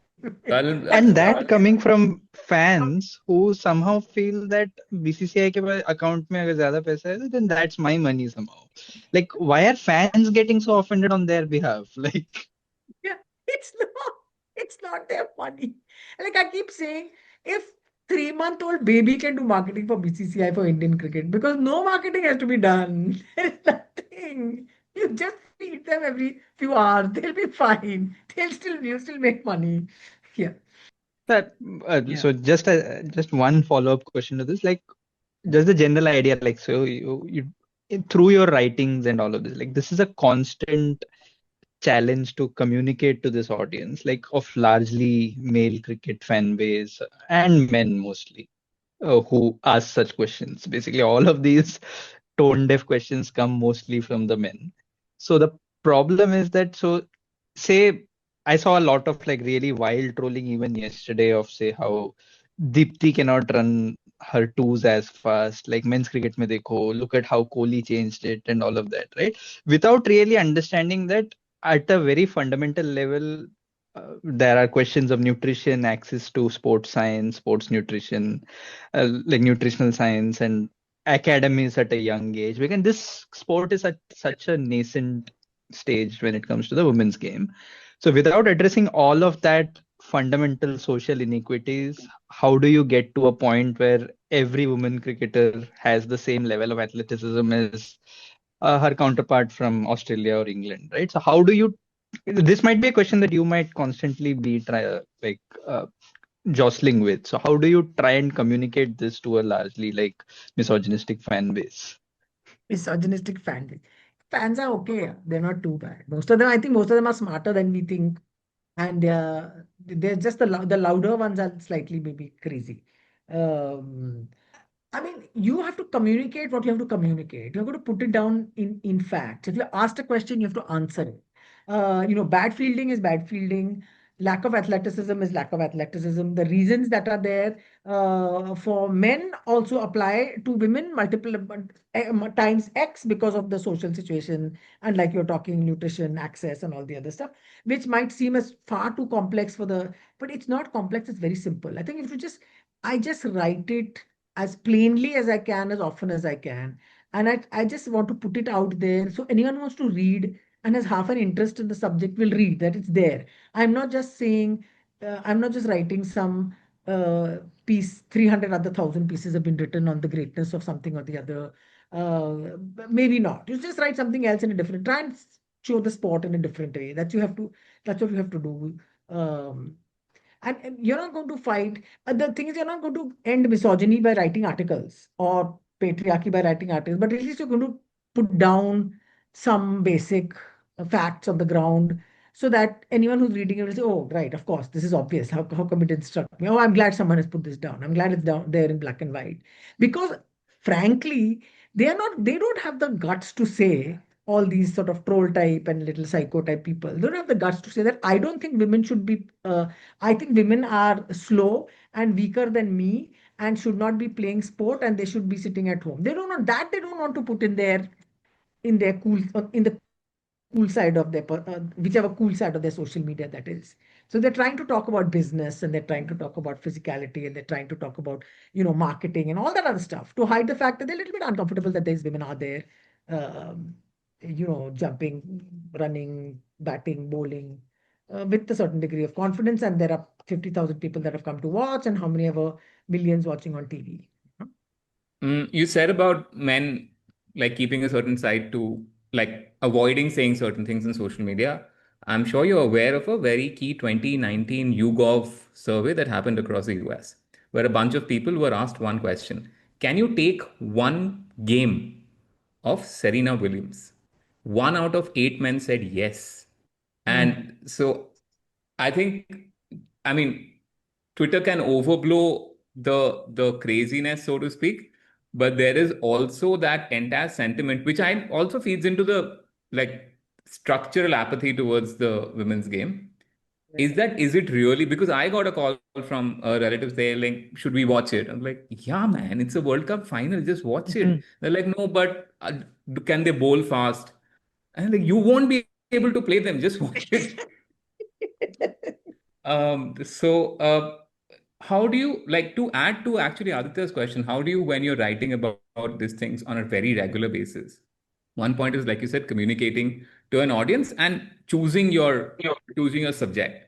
But how do you kind of go about, pressing this issue within editor? Do you face any sort of resistance to this at an editorial level, without obviously naming any names or any publications?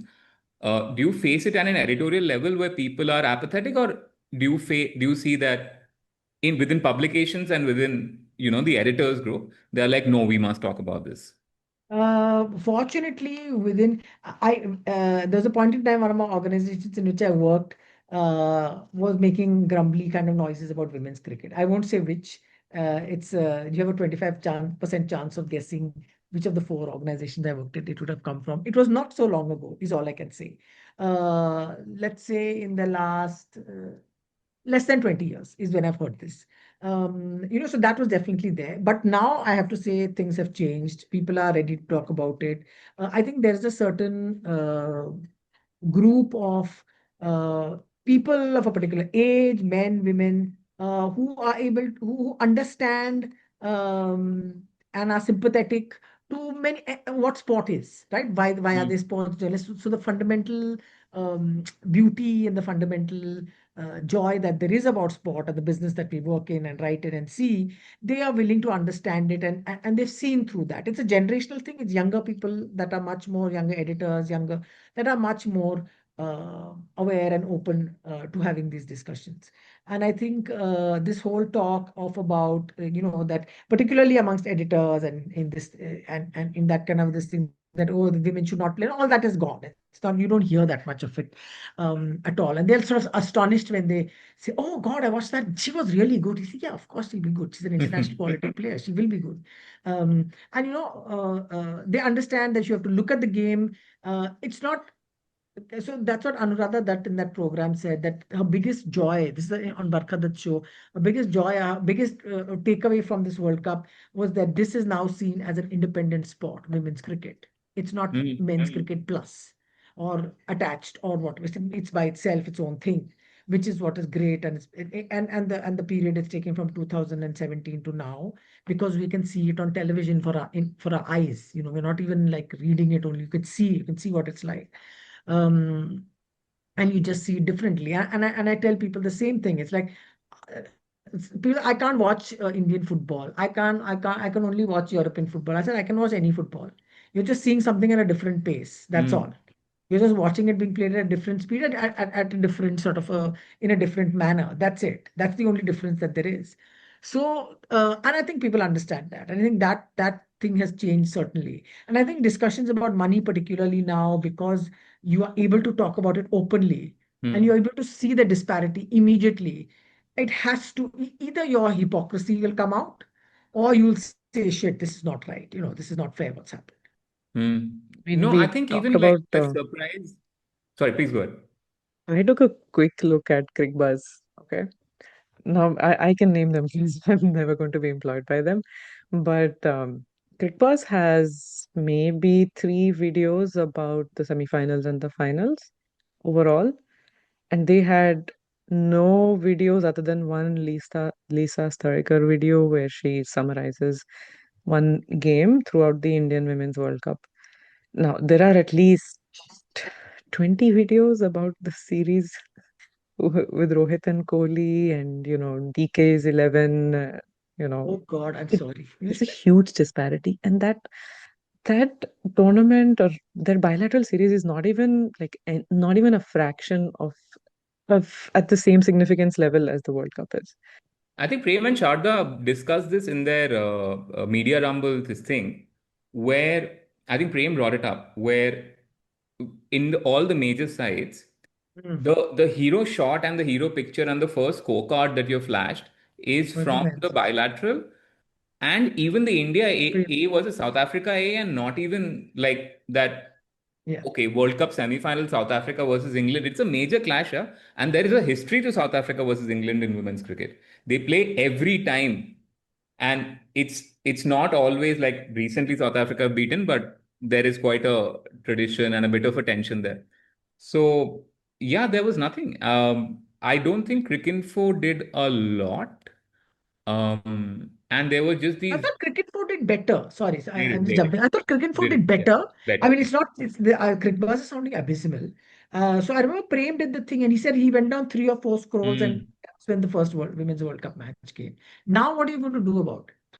I want to know now. So Crickbuzz is doing it now. Also, then there are other level patriarchy is operating. Now they'll jump on the bandwagon. I think a lot of the people, and this is an uncharitable view, are you tell them now rugby is fashionable, they'll be the biggest fans of rugby. They'll be like, my father actually wanted to name me Rahul Bose.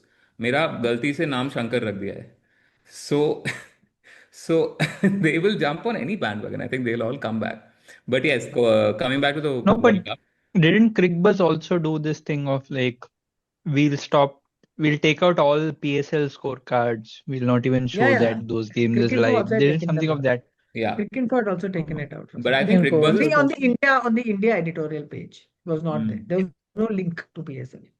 Crickbuzz's reporter Purnima Malhotra was stunning, though. I think there are a bunch of reporters. I called them out on Twitter today. They did such staggering work, Sharda. I'm sure you've read them. Vinayak and Lavanya and all, Gomesh. Yeah. Sorry? I said I'm so happy at the Yeah, it was volume so of the good. space The that volume they of pieces they did. It was great. It was Yeah. great. Deserved. Do we think Richa Ghosh is going to be the most fun batter in the next 10 years? Yeah. But Shefali is going to give a competition. All a few words on Laura Woolworth, Sharda. Oh gosh, really. I mean, just I remembered Mahila. I shouldn't. It's not fair to remember Mahila, but it's just the century in that in a World Cup final and but such a and she's not a like a old star. She's just a recent captain and she just come in but she just looked like she belonged and she was there and she was everyone was behind her and she was like this terrific leader and what a great game she got out of the team against England and she was so central to everything and such class, yeah. And just a crazy level of run scoring and this is from a team that's got out under 100 in 2 matches in this World Cup and to lead them through and to pull them through in this and to be at this point where halfway through the game they were in with a good chase and then things just fell off. So you're thinking that she probably had the lousiest 190 minutes of the no, it probably wouldn't have been, I think, after those 2 dismissals.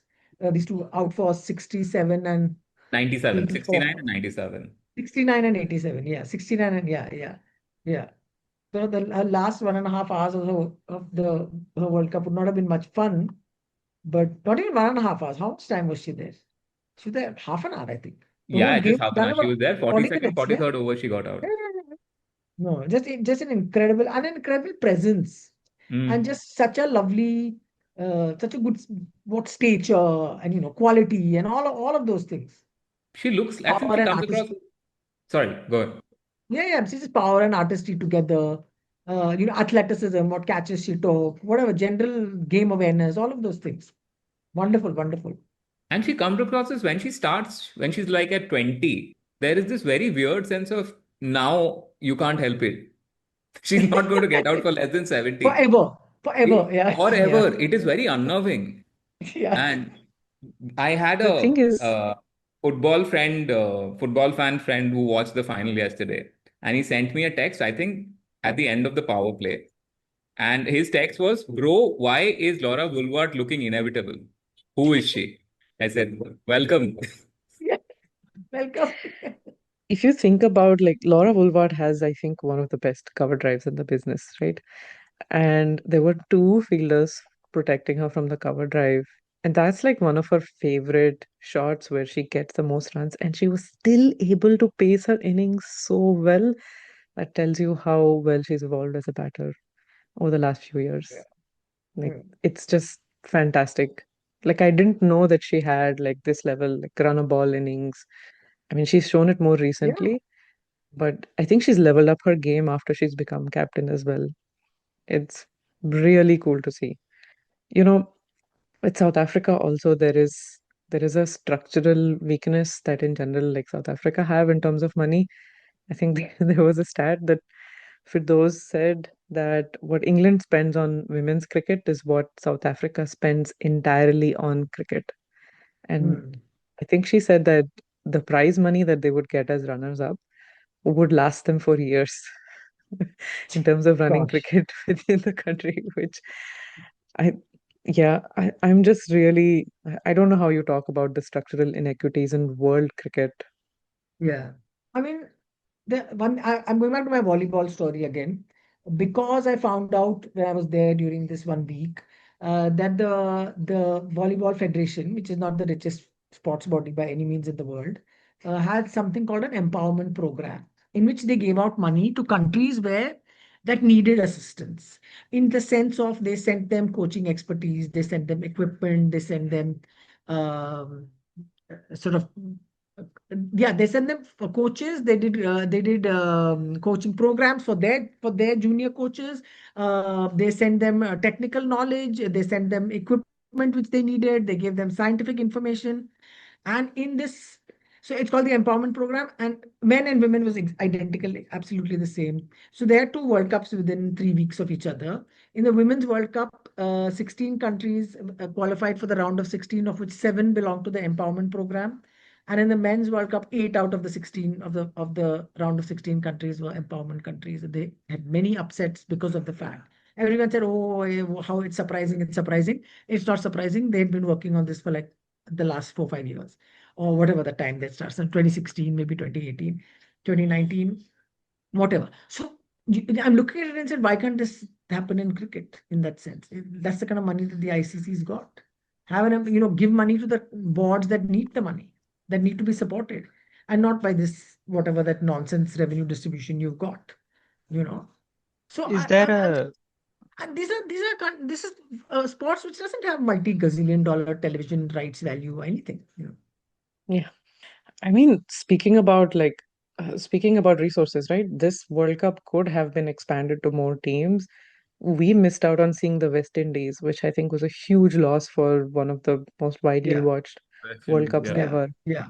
Like, Yeah. imagine how much better would be Haley Matthews, Chanel Henry, like all of these players within the World Cup.